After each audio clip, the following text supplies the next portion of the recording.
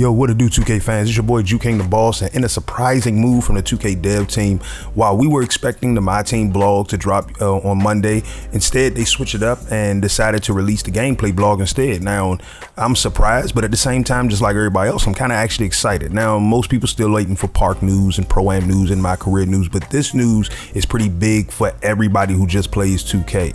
So today we're going to talk about some of the details in the gameplay blog. I'm going to leave links where you can read the entire blog, but I'm not going to go through everything because one of the biggest things was that yesterday morning Mike Wang was, well, all through the day, he was literally dropping gems on Twitter talking about the new badges, some of the old badges that are returning, and some of the badges that have already been there and they're being reworked. So we're going to dive into all of that. So I'm going through the blog, and the one thing I want to make sure is that everything I say, I try to give you the best explanation possible as to what it means. So as I was looking at the blog, they finally bringing back a feature from 2K14, which I was always upset that actually left. And that is the ability to move without the ball with off-ball juke moves and cut moves. And we're going to talk about that in just a second. But because they're bringing back this feature, the dev team decided they needed to work on better foot planning, momentum modeling, and motion style variations. Now, the motion style variation feels like it's something that's brand new. And then momentum modeling feel like it's something that's sort of new. And that's going to be pretty cool. So the first difference that he wants you to feel coming right out the gate is the difference between a tree-like build versus a more explosive guard. So the biggest difference with the ball in the hand of Russell Westbrook versus a Shaq. Okay, now in order to do that, a couple things they had to do. So the first thing was they redesigned the way the sprinting function works. So now you'll have a flashing yellow indicator around your stamina bar, and that means when that starts flashing, it means that you're gonna go from being able to be at like full speed sprint all the way down to like a light running animation, and as it gets lower, you'll most likely go down to what feels like a jogging animation, and so forth and so forth. Now, the main reason I like this is because the effects that it can have in Pro-Am and JRC. So in Pro-Am, you see a lot of people sprinting up and down the court. Now in the NBA, when the ball handler's bringing the ball up the court, you'll see players jogging up the court. They're not really expending as much energy as somebody in a fast break formation. Instead, they're jogging up the court because they're setting up the offense. Okay, so when you look at the kind of effect that's going to allow you to have is that it should give you better trigger discipline moving forward. So if you're not the ball handler, you won't be sprinting up court because you want to make sure that you're maximizing the energy that you can use. I like that aspect because it's going to make the game feel a little more realistic when you're playing in Pro-Am, when you're playing in the JRC, and even in a slight way when you're playing in Park, because Park is a shorter court. So, it's not going to feel exactly the same way, and the games are shorter. Now, the next thing was they looked at signature dribble styles and they implemented new dribble styles. So they adjusted the signature dribble styles to accurately reflect different movement styles in the NBA. So anybody with the ball don't move the same exact way. And this is a comparison of, look at you and your friend. If y'all go to the court and y'all got the ball in your hand, when you're playing, I'm not saying you don't move like you don't take a left step the same. I'm talking about you have different styles of which way you handle the rock in your hand. If you know you got a friend that knows that he feels confident with the ball in his hand and he can be effective, it's like being Kyrie Irving and his handles versus me and mine. And y'all have never seen me, and trust and believe, I ain't in the NBA for a reason. Okay, so I like that aspect. Now, another thing is that off-ball moves and ball handler first steps have also been changed and tweaked based on the styles that you choose. So the difference between John Wall and Steph Curry would be more, apparent. John Wall, the way he moves is he's more closely resembled to like a Russell Westbrook, where he tries to explode to the basket when he got the ball in his hand and he take that first step. Whereas Steph Curry is more of a finesse and he's trying to get open. He's not looking to drive unless he's looking to drive and dish, but he's looking to just kind of like get open. So he moves with a little more finesse around the perimeter.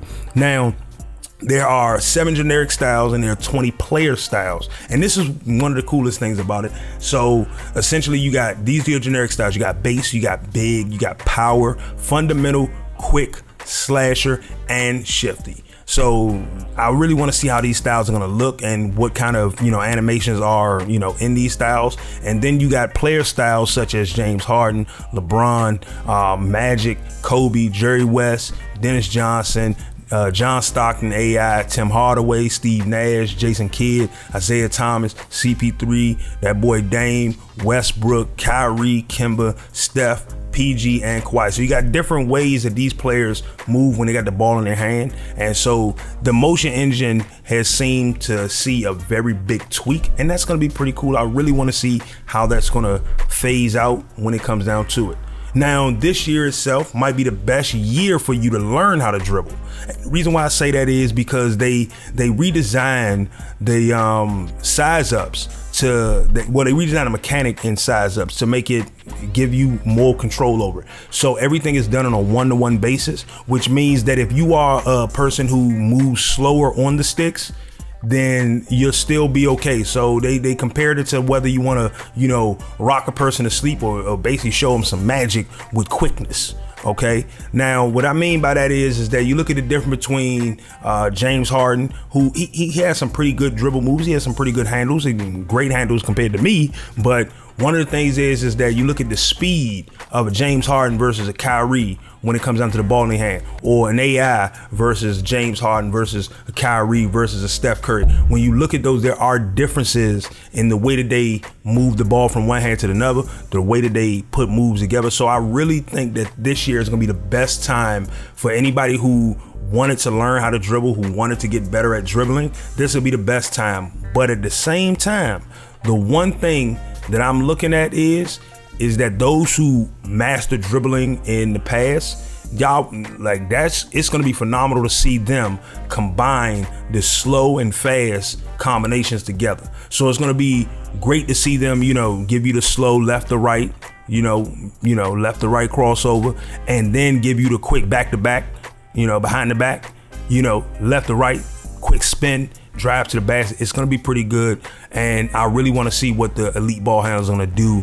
with these kind of tools at their disposal. Now, my thing is that I've always focused on my defense. So when we look at the defense, there were quite a few factors that went into making the defense a whole lot better, and that is they're bringing a lot of major tweaks to this thing that they're now calling the read and react defense. So starting with a small arrow that you'll see under the ball handler telling you which way that they're leaning to, or which way that they're attempting to go when you're checking them. And that's only when you're checking them. At least that's what it says, that it's only when you're checking them. If you can correctly guess or predict which way that they're going to go and react properly on the sticks, then you can cut them off and force a pickup or a fumble. Now, just think of NBA Live 19, like real talk, that little arrow that they was under there. And if you cut them off right, if you cut them off on time, then you can force them to not be able to go that way. You can take away their momentum. Now, this isn't new to me, and it isn't new to a lot of people in 2K, because in 2K19, this really was there already. You just didn't get the arrow letting you know which way they was going to go. You really had to guess that at a whole nother level. And just look at it kind of like how in previous years before 2K19 and the Takeover badge, before that, how the CPU always knew exactly where a rebound was going to come off, but you didn't. And in 2K19 in your Takeover, if you were a glass cleaner, they added that aspect where you can see where the rebounds are going to come over. So look at it the same way as that. It's not something that's completely new, but it is something that I don't mind seeing come into the game. But I'm hoping that for the Pro-Am and the JRC community, that it's not something that's like, oh yeah, it's going to be there for you. Because I'm sorry, when I'm playing basketball, if I guess wrong, I need to be punished for guessing wrong. You know, don't sit up here and reward people by giving them too many helpers in the more competitive modes that you want to be. Because at the end of the day, then that means every mode's not as competitive as it should be. So, you know, that's going to be pretty cool. Now, I don't want to crap on nobody. Now, the next thing on defense was redesigning the way to defend the paint, defend against the post scores. Oh my goodness. We know in 2K19, post scores could throw you out the way, get you out the way and score easily. Now, this time they added new in-air collisions, new post-up defensive moves, hard fouls, and more snatch blocks, grab blocks, and swat blocks. So adding these new post moves for defenders was because they added new post moves for post scorers.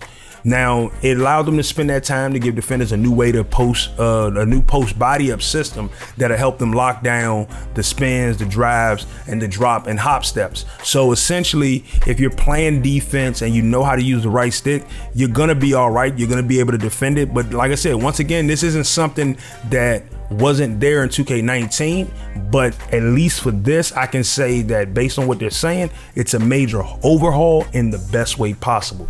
So the next thing we're gonna look at is playing off ball. So now this to me was the best news in the entire article.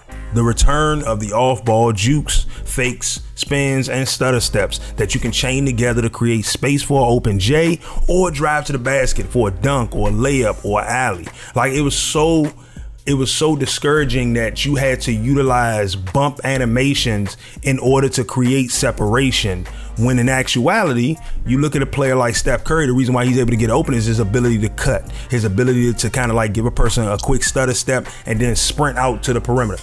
Does that mean that sharpshooters might be more dangerous if they're able to increase their abilities and attributes independently and increase their speed to be extremely high? Yes, but I'm all about getting better on your defensive skills on the sticks as opposed to nerfing an offensive build because, oh, they're too OP. Ain't no build OP if you know what you're doing, okay? And that's one of the biggest problems. We'll talk about that later on. Now, here's the thing. With the return of these, they did with the return of the off-ball jukes, they also did rework the defense to be able to defend the off-ball jukes. So if you can, read the cut, read the pivot step all the way into a spin, and you can time the cutoff, then you can keep your opponent in check. So they didn't just sit up here and give the offense even more tools and more weapons without giving you ability to defend or counteract that. And like I said, effectiveness is key when it comes down to how they execute it. And now the last thing is that is the AI. Now I'm not gonna focus on the AI too much, mainly because though I love MyCareer, the AI mechanics never fully translate to it.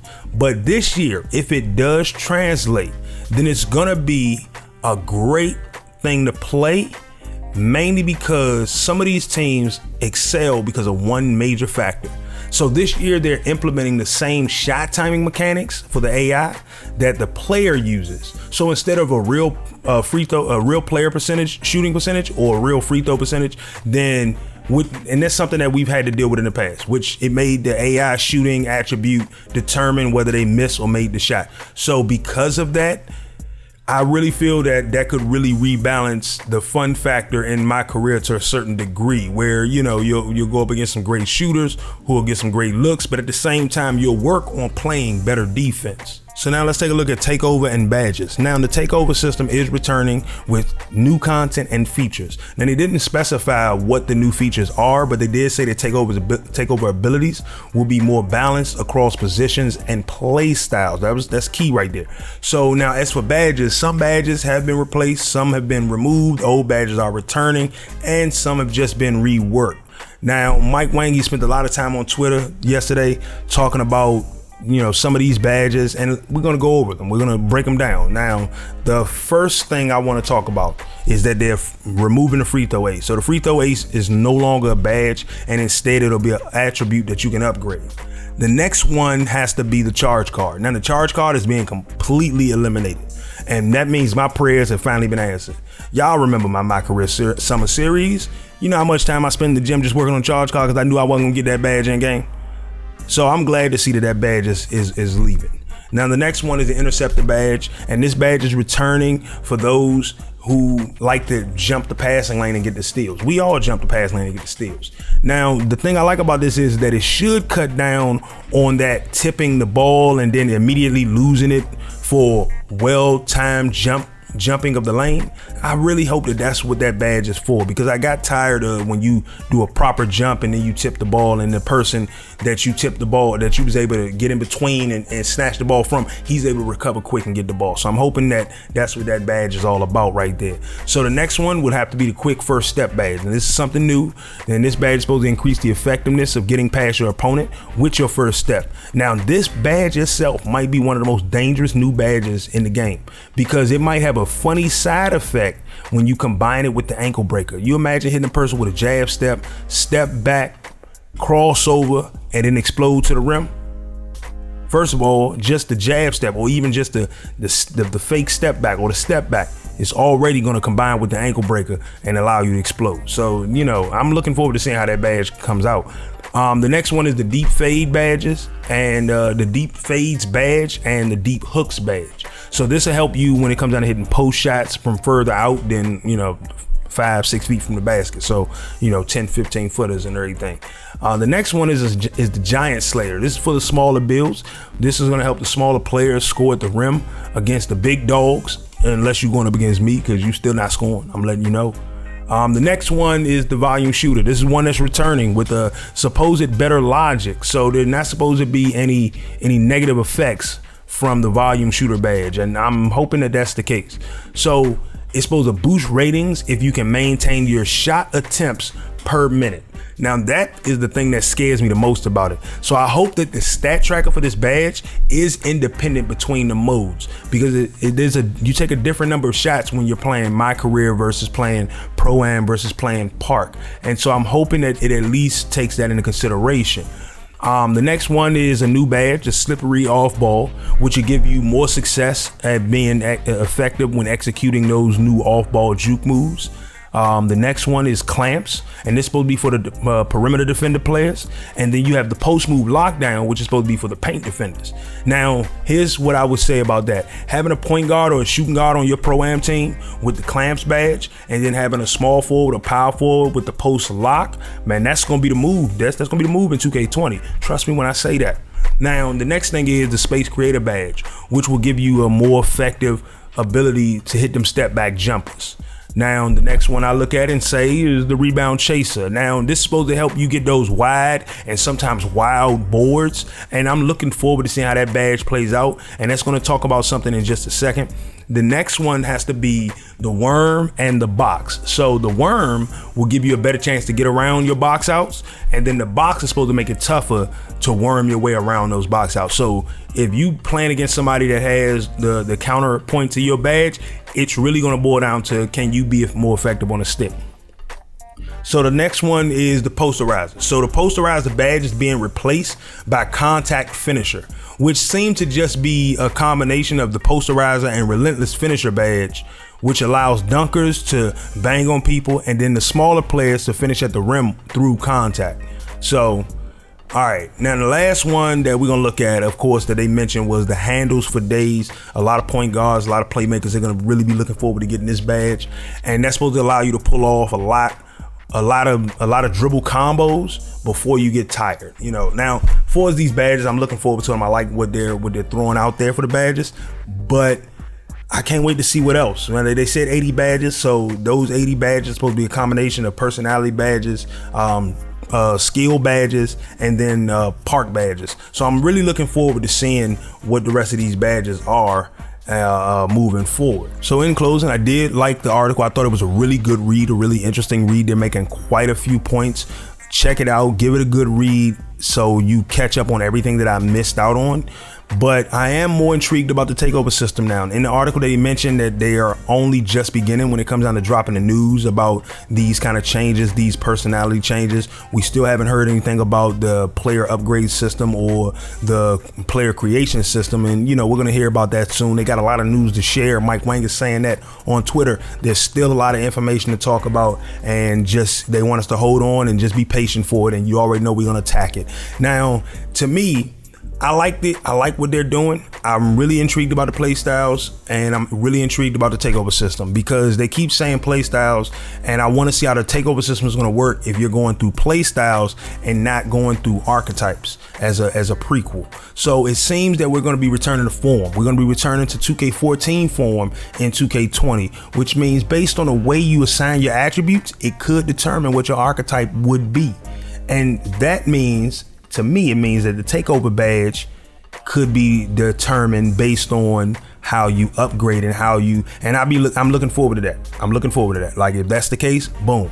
Now, as for the badges in general, I like the new badges. To me, the biggest question is, how do you think the badge assignments or unlocks are going to work? So I'm guessing that if we're allowed to freely upgrade attributes, then the badges and their respective levels that we can attain them at will be tied to how high those attributes are. So something like the what's that, it was one badge, it was like deep threat or something like that. And when you look at a badge like that, well, matter of fact, look at it like the contact finisher.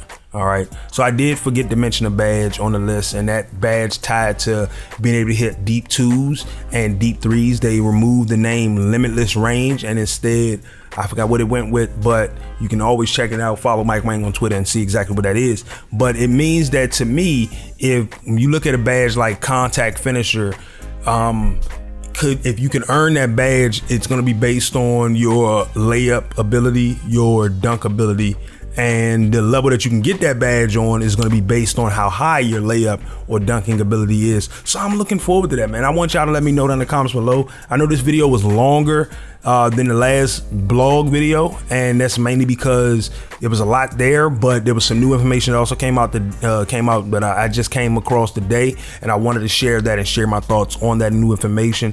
Let me know down in the comments below. I do got a couple more videos that I'm trying to get done over the next day or so for you guys, some interesting content. It was something I was supposed to have done over the past weekend, but quite frankly, I'm just not going to stick to a schedule anymore, because every time I stick to that schedule, I fail myself. I fail you guys. You look forward to the content, and then y'all look at Ju and say, man, Ju ain't dropped nothing. I should find him and smack him in the face one time. I don't want y'all to do that. I don't want y'all to have to do that, man. You know what I'm saying? So stay tuned for more NBA 2K news. When the blogs drop, I'm going through them. I'm reading them. You got to give me time, because I want to really go through it a few times. But let me know down in the comments below, man. If you got to choose what kind of play style you're gonna have, what would you be? If you get to choose what kind of movement style you're gonna have based on the 27 options available, would you choose one of the 20 player options or one of the 7 more generic options or universal options? Let me know down in the comments below. This your boy JuKIng, the boss, man. I'm hoping you all enjoyed the video, and I'm gonna catch you guys on the next one. Peace.